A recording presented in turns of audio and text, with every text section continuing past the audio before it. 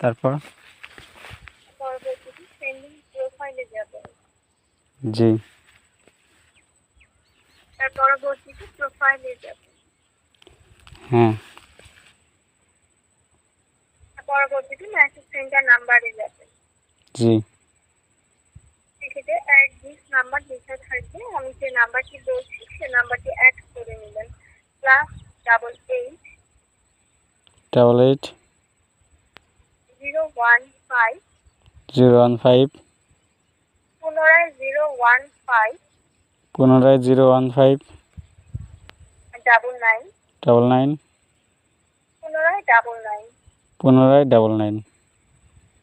আমি নাম্বারটি আরেকবার বলে দিচ্ছি, আপনি দয়া করে চেক করে দেখুন। জি। +88 015 015 9999। জি, এই নম্বরে কি মেসেজ? অ্যাড করে সেটিংস অপশনে গিয়ে অ্যাড করে তার পরবর্তীতে চেক করে দেখবেন বিষয়টি। আচ্ছা ঠিক আছে, আমি করতেছি। তারপরে আপনাদের ওই পক্ষ থেকে এই মেসেজটা লিখে একটু আমার এই নম্বরটা একটু পাঠিয়ে দিলে আরও উপকার হয়, একটু পাঠিয়ে দিন। পারিবারিক ত্রুটির ফলে এখান থেকে এসএমএস আকারে পাঠানো সম্ভব হচ্ছে না, বিধায় হচ্ছে আপনাকে আমি সম্পূর্ণ প্রক্রিয়াটি মৌখিকভাবে আপনাকে বলে দিয়েছি এবং অবশ্যই এখান থেকে বলে দেওয়া হয়েছে আপনি নোট করার জন্য একাধিক।